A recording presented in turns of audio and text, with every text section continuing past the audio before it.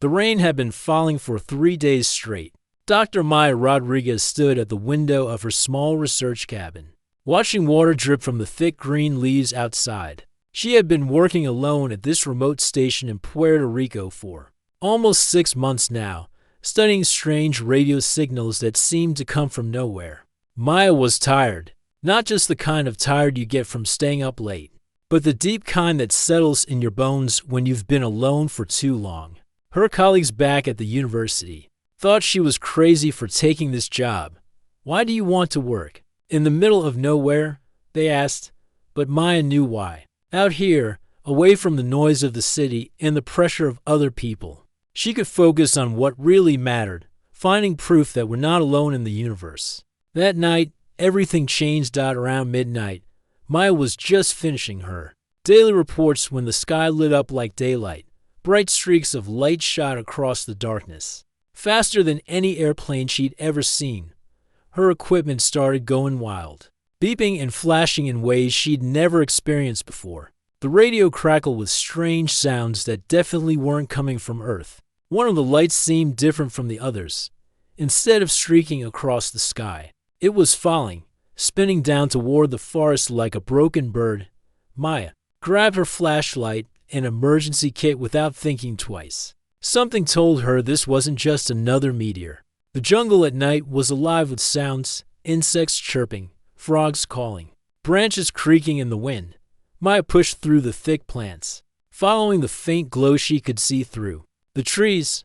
Her heart was beating fast, not from fear exactly, but from excitement. After years of looking for signs of life beyond Earth, maybe tonight was the night she'd finally find something. She found the crash site about half a mile from her cabin. Trees were broken and pushed aside, and there was a strange silver object embedded in the muddy ground. It was roughly the size of a small car, but its shape was unlike anything human technology had ever produced.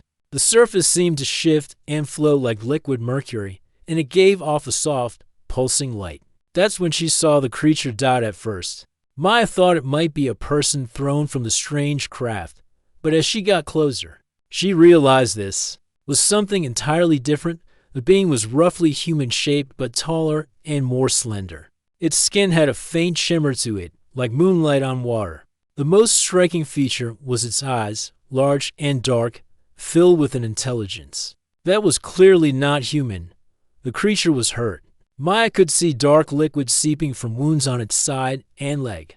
Despite her scientific training telling her to be cautious, her human instincts kicked in.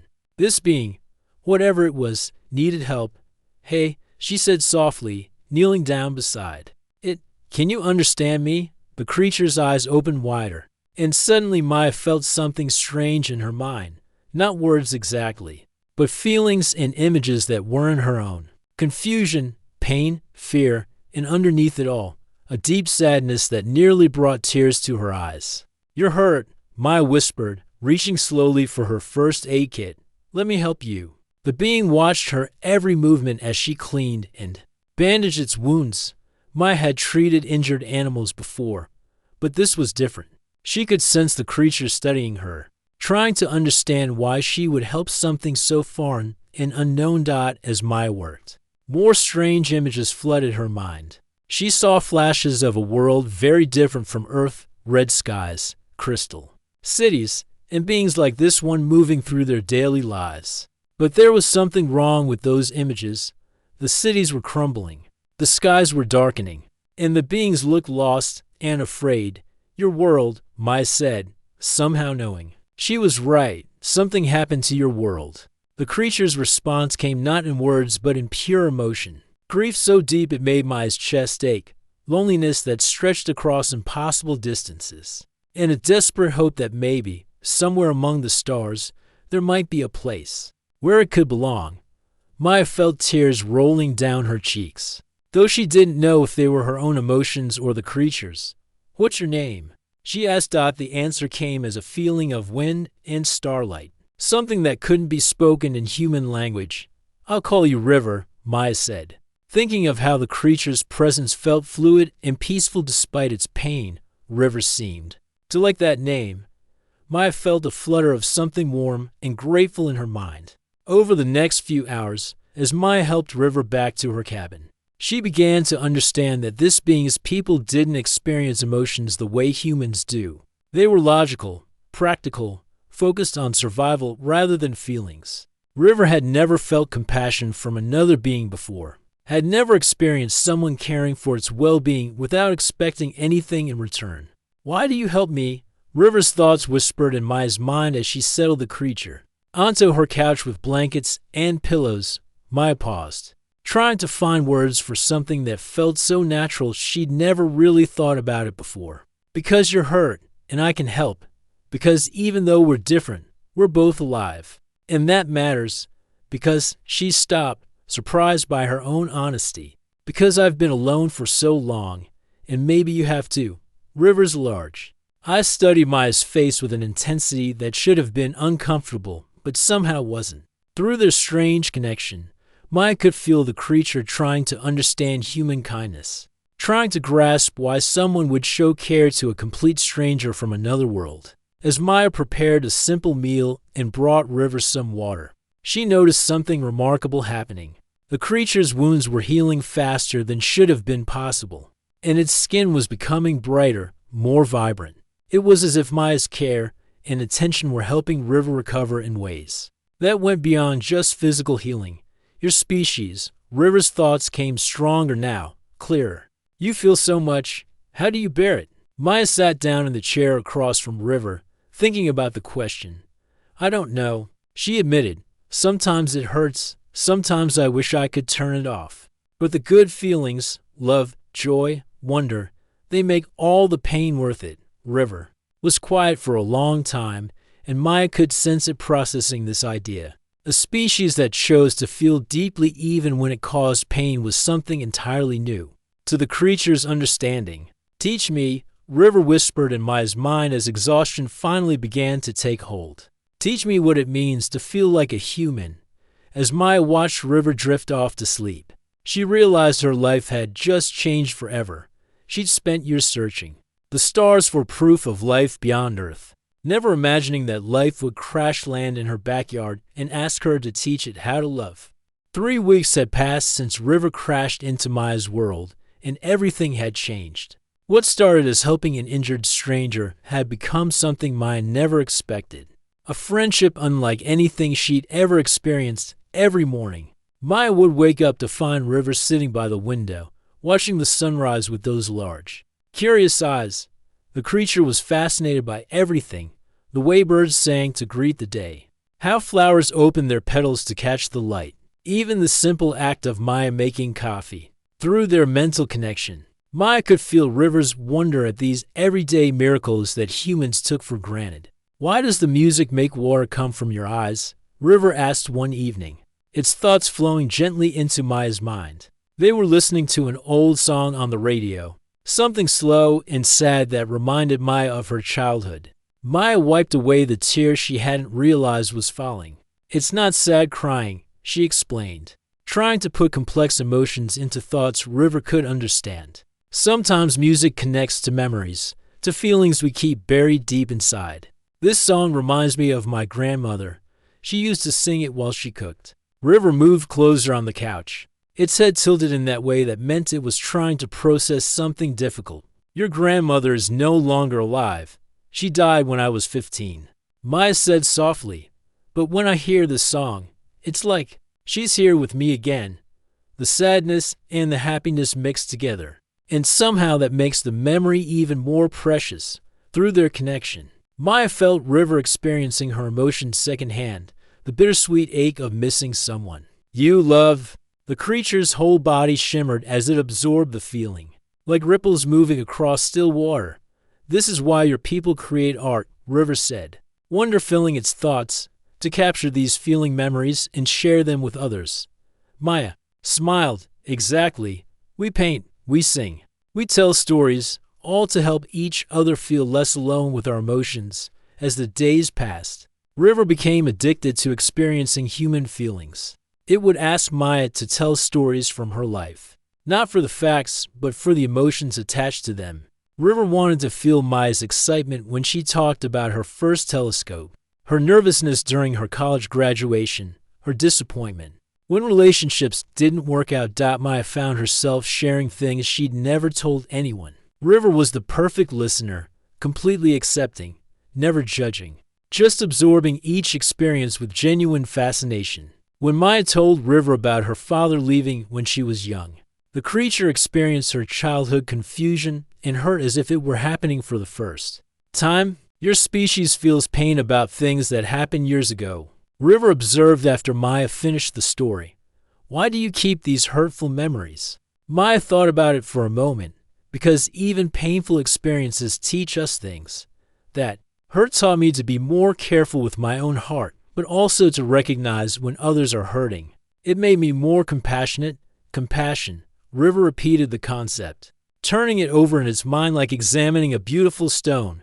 You choose to feel others' pain to help them feel better. Sometimes, Maya nodded, it's not always a choice. Sometimes we just can't help caring about others. River was quiet for a long time after that, and Maya could sense it struggling with an idea, too big for its previous understanding of existence. On River's world, beings helped each other survive, but they didn't feel emotional connections. They worked together because it was logical, not because they cared. The breakthrough came on a rainy Thursday evening. Maya had been working late, trying to analyze some unusual readings from her equipment, when she suddenly felt overwhelmed by loneliness. Living alone for so long, keeping River's existence secret, pretending everything was normal when her whole world had been turned upside down. It all crashed down on her at once. She put her head in her hands and started crying. Not the gentle tears from listening to music, but deep, body-shaking sobs that came from months of isolation and confusion. Suddenly, she felt warm arms wrapping around her shoulders. River had moved from its usual spot by the window and was holding her, clumsily but genuinely trying to offer comfort. The creature's touch sent waves of calm through their mental connection, not taking away Maya's sadness, but letting her know she wasn't alone with it. I don't understand all of your feelings, River's thoughts whispered gently in her mind. But I understand that you hurt, and I want the hurting to stop. Maya looked up at River's face, seeing something new there. The creature's expressions had been growing more human-like each day. But now there was something deeper, a genuine concern that went beyond curiosity, about human emotions. You're learning to care, Maya whispered, amazed. Is that what this feeling is? River asked, its mental voice uncertain. This wanting to make you feel better, even though your pain serves no purpose for my survival. Maya nodded, fresh tears starting. But these were happy tears. That's exactly what caring is. From that moment, their relationship changed. River was no longer just observing human emotions from the outside. It was beginning to feel them itself. When Maya laughed at something funny on the radio, River felt genuine amusement. When Maya worried about her work, River felt concerned too. But with these new emotions came new challenges.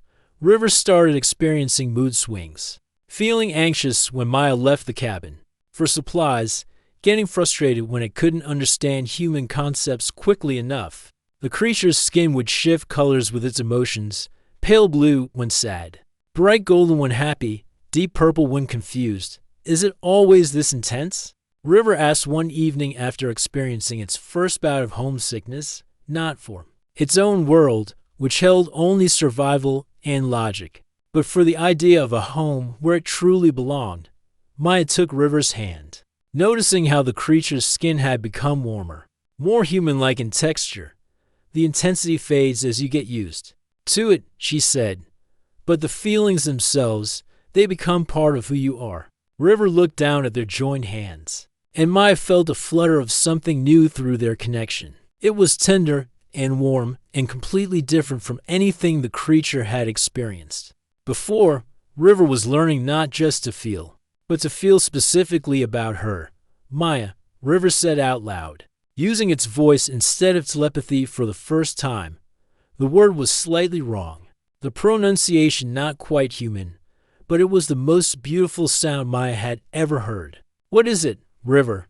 The creature struggled to find words for what it was experiencing. I think I am beginning to understand what your people call love. Maya's heart skipped a beat.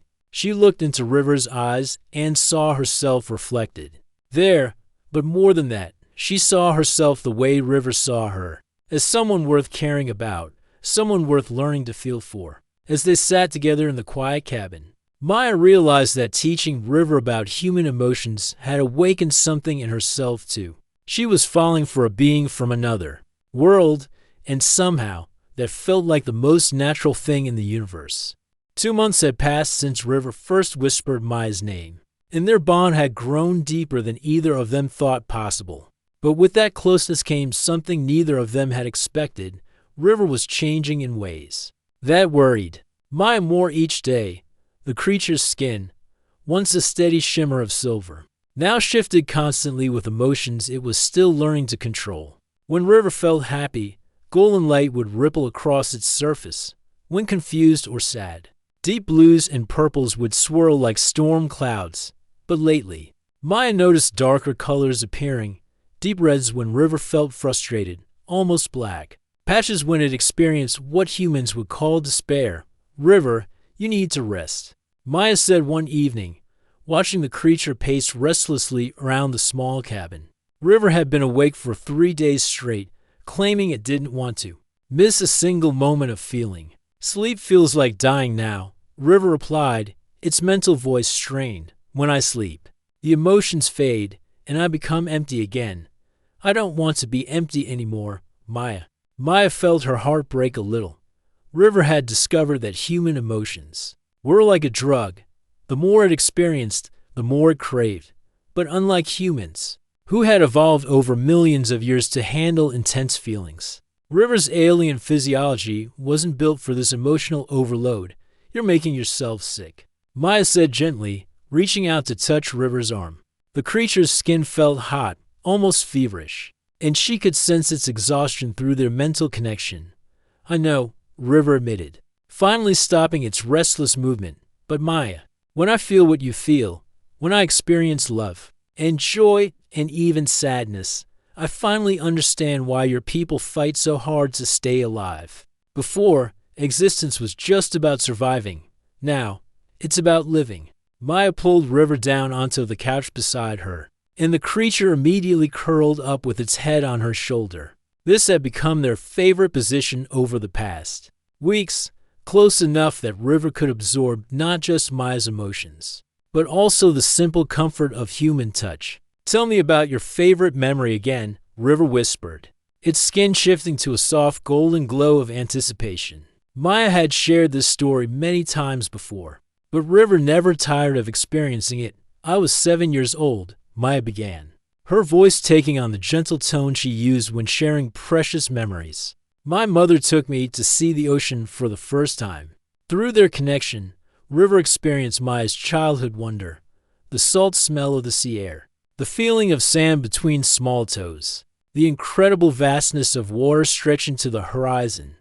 But more than that, River felt the pure love of a mother watching her child discover something magical, and the security of being completely loved and protected. The love between parent and child, River said softly. It's different from the love you feel for me. Maya's cheeks grew warm. Over the past weeks, their feelings for each other had grown beyond friendship, beyond the simple care between two beings who understood each other. It was something deeper, more complex, and infinitely more dangerous given their impossible situation. Yes, Maya admitted. It's different. River lifted its head to look at her, those large dark eyes searching. Her face. Show me, it whispered. Maya hesitated. Each time River experienced strong emotions, it seemed to drain more of the creature's energy. But the longing in River's mental voice was impossible to resist. Slowly, carefully, Maya let down the barriers she'd been building around her deepest feelings. River gasped as Maya's emotions flooded their connection. It wasn't just love, it was the specific, overwhelming feeling of being completely devoted to another being. The way Maya's heart raced when River smiled, the protective instinct that made her want to keep River safe from a world that wouldn't understand. The ache of knowing that their time together couldn't last forever. This is what humans call Roman. I see. Love, Maya said, her voice barely above a whisper. River's skin exploded with color, gold and silver, and soft pink swirling together like sunrise clouds. But underneath the beauty, Maya could feel the creature's body struggling to process such intense emotions. "It's too much," River gasped, its form trembling. "But I don't want it to stop.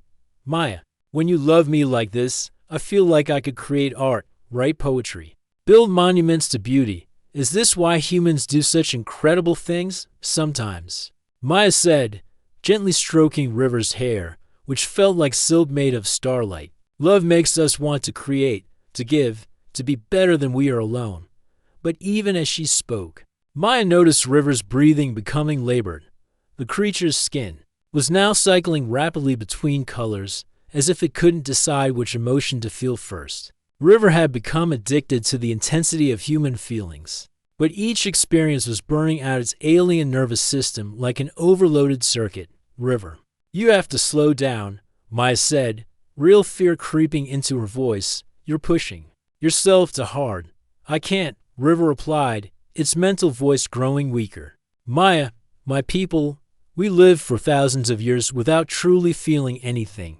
We existed, but we didn't live. In these few months with you, I've experienced more real life than my entire species has in centuries. How can I go back to being empty?"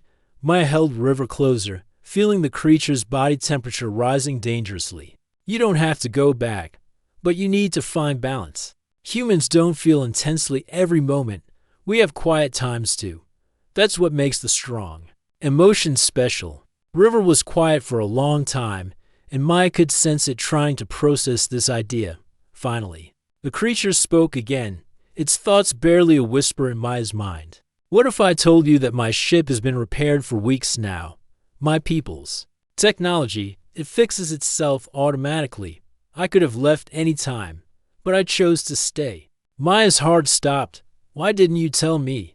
"Because leaving means going back to a world where no one feels anything, where love doesn't exist, where I would spend the rest of my very long life remembering what it was like to truly live, but never experiencing it again." River's skin had gone almost completely dark now, the color of deep space. "I would rather burn out from feeling too much than fade away from feeling nothing at all." Maya felt tears streaming down her face as she understood what River was telling her. The creature was choosing to destroy itself rather than give up the emotions it had learned from her. Love had become both River's salvation and its poison. "There has to be another way," Maya whispered, holding River tight as the creature shivered in her arms. "If there is," River replied, its voice growing fainter, "we need to find it soon. I don't think I can survive much more of what you call love. But Maya, even if I die tomorrow, I want you to know, learning to love you has been worth everything." As Maya held River through the long night, listening to the creature's labored breathing and feeling its fevered skin, she realized that loving someone from another world meant facing impossible choices. How do you save someone who is being destroyed by the very thing that makes them feel alive? Maya woke up to the sound of helicopters in the distance. Her blood ran cold as she realized what those sounds meant. After months of hiding, someone had finally found them. River lay beside her on the small bed, its skin pale and flickering, weakly between silver and gray. The creature had barely moved for 2 days, its body shutting down from emotional overload. Maya had been trying everything she could think of to help River recover, but nothing seemed to work. "Maya," River's thoughts whispered faintly in her mind. "Something is wrong. I can sense other minds nearby, human minds filled with suspicion and fear." Maya jumped up and looked out the window. Through the trees, she could see dark vehicles moving slowly up the mountain road toward her research station. Men in uniforms were getting out, carrying equipment that definitely wasn't for scientific research. "We have to go," Maya said, her hands shaking as she quickly packed a bag with essentials. "Can you walk?" River struggled to sit up, its movements slow and painful. "I'll try. But Maya, I'm so weak. The emotions, they've burned through my system like fire. I don't know how much longer I can keep this form stable." Maya helped River to its feet, feeling how the creature's body trembled with exhaustion. Through their mental connection, She could sense River's alien physiology fighting a losing battle against the human emotions it had absorbed. It was like watching someone slowly poison themselves with something they couldn't stop. Craving, they slipped out the back of the cabin just as Maya heard the front door being kicked in. Voices shouted behind them, official, military voices that made Maya's heart race with fear. She and River stumbled into the thick jungle, moving as quickly as River's weakened state would allow. Dr. Rodriguez, a voice called out behind them, echoing through the trees. "We know you're here. We just want to talk." "They're lying," River gasped, leaning heavily against Maya as they pushed deeper into the forest. "I can sense their intentions. They want to take me apart, study me like a machine. They don't understand that I'm alive." Maya felt sick. She'd been so careful, so secretive. But somehow the government had figured out what was happening at her remote station. Maybe it was the unusual energy readings from River's ship, or the strange patterns in her radio reports, or simply that she'd been acting differently during her few trips to town for supplies. They traveled for hours, River growing weaker with every step. The creature's skin had lost most of its shimmer, and its thoughts in Maya's mind were becoming fainter and more confused. By evening, they had reached a small cave system deep in the mountains. Far from any roads or trails, Maya helped River settle against the cave wall, using her jacket as a pillow. The creature's breathing was shallow and irregular, and its eyes had lost their bright intelligence. "I'm dying, aren't I?" River asked, its mental voice barely a whisper. Maya felt tears streaming down her face. "I don't know. Maybe if we can get you back to your ship, your people's technology could help." "No," River said firmly, using the last of its strength to project clear thoughts. "My ship's medical systems are designed for my species' normal physiology. They don't know how to fix what your emotions have done to me." Maya knelt beside River, taking the creature's hand in both of hers. River's skin was cold now, and the colors that once danced across its surface had faded to almost nothing. "River, I'm so sorry. I never meant for loving you to hurt you." "Don't apologize," River replied, and somehow its mental voice grew stronger, filled with warmth despite the creature's physical weakness. "Maya, my people live for thousands of years, but we don't really live at all. We exist, we survive, we continue, but we never experience the things that make existence worthwhile." River paused, gathering strength to continue. "In these few months with you, I've felt more alive than anyone of my species has ever felt. I've experienced joy, wonder, sadness, and love. I've learned what it means to care about someone more than yourself. Even if I die tomorrow, I've lived a fuller life than any of my people ever have." Maya squeezed River's hand tighter. "There has to be something we can do, some way to save you." "Maybe there is," River said softly. "But Maya, you need to understand something. Even if we find a way for me to survive, I can never go back to being what I was before. The emotions have changed me permanently.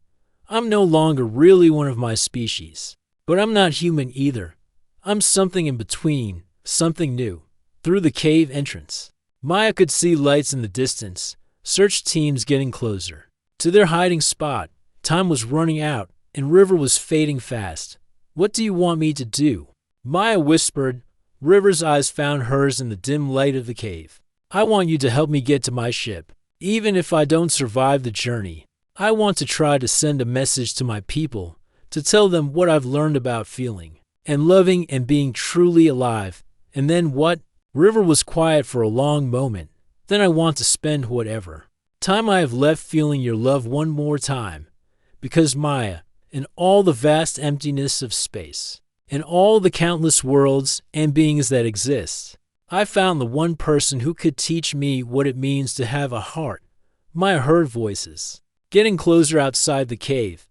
The search teams would find them soon, and then this impossible, beautiful, tragic love story would be over. She looked at River's pale face, at the creature who had traveled across the galaxy and learned to love her, and made a decision that would change everything.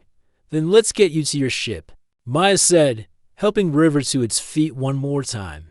"If we're going to do this, we're going to do it together." As they prepared to leave their hiding place for what might be the last time, Maya realized that loving someone truly means being willing to let them go, even when letting go might mean losing them forever. But sometimes, love also means fighting against impossible odds, just for the chance to say goodbye properly.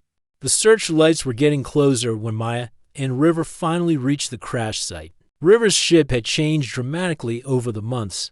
What had once looked like twisted metal was now a smooth, egg-shaped vessel that pulsed with soft, blue light. The alien technology had been quietly repairing itself all this time. Waiting for its pilot to return, River collapsed beside the ship, its breathing so shallow that Maya had to put her ear to the creature's chest to make sure it was still alive. The journey through the jungle had drained what little strength River had left. The ship, River whispered in Maya's mind, touched the surface. Maya pressed her palm against the smooth metal, and immediately the ship responded to her touch. Doorway opened silently, revealing an interior unlike anything human technology had ever produced. The inside glowed with the same gentle light as River's skin, and Maya could somehow sense that the ship was alive in ways she didn't understand. "It recognizes you," River said with surprise. "My ship's intelligence has been observing us all these months. It understands that you're important to me." Maya helped River inside, marveling at how the ship's interior seemed to adjust itself to accommodate both of them. Surfaces became softer where River needed support, and the lighting dimmed to a comfortable level for Maya's human eyes. "River, your people," Maya said as she settled the creature into what looked like a pilot's chair. "What will they think when you tell them about emotions, about love?" River's laugh was weak but genuine. "They'll think I've been infected by some kind of mental disease. To my people, emotions are a sign of evolutionary failure, something that gets in the way of logical decision-making and survival. But you've learned that emotions make life worth living." "Yes," River said, its mental voice growing stronger as the ship's systems began scanning its condition. "And maybe, someday, one of them will be curious enough to come looking for what I found here." Through the ship's transparent walls, Maya could see the search teams getting closer. Flashlight beams cut through the darkness, and she could hear voices coordinating their approach. They had maybe 10 minutes before being discovered. River closed its eyes and connected with the ship's systems. Maya felt a strange sensation, as if the ship was gently probing her mind, trying to understand the bond between her and River. "Maya," River said suddenly, its eyes opening wide with wonder. "The ship's medical systems, they've been analyzing what's happened to me. They think they might be able to stabilize my condition. But what? But it would mean changing me permanently. I would never be able to feel emotions as intensely as I do now. The connection would be dampened, controlled, limited to prevent the overload that's killing me." Maya felt her heart sink. "You lose the ability to feel love the way you do now. Not lose it entirely," River said quickly, "but it would be muted. Like hearing beautiful music from very far away instead of having it fill your whole being." The voices outside were getting louder. Maya could see uniformed figures moving between the trees, systematically searching every possible hiding spot. "What do you want to do?" Maya asked. River looked at her with those large, expressive eyes that had become so human-like over their months together. "I want to ask you something impossible." "Ask me. Come with me." Maya's breath caught in her throat. "What?" "The ship can modify its life support systems to keep you alive during space travel. You could see my world, meet my people. You could be the one to teach them about emotions, about love, about what makes life worth living." Maya stared at River, her mind reeling. Leave Earth, leave everything she'd ever known to travel across the galaxy with an alien who might not even survive the journey. "But River, even if the ship can save you, you said you'd never be able to feel the same way again. Would you still? Would we still?" River reached out and took her hand, and Maya felt a flood of emotion through their mental connection, love so pure and strong that it took her breath away. "Maya, what I feel for you isn't just about the intensity of emotions. It's about you specifically, your kindness, your curiosity, your willingness to care for a stranger from another world." Even if those feelings become quieter, they'll still be real. They'll still be true. The search teams were almost at the clearing now. Maya could hear radio chatter and the sound of heavy boots on fallen leaves. Decision time was running out, and if I stay, Maya asked, then I'll remember you for the rest of my very long life. Every time I look at the stars, I'll think of the human who taught me how to love. But Maya, you'll spend the rest of your life wondering what could have been.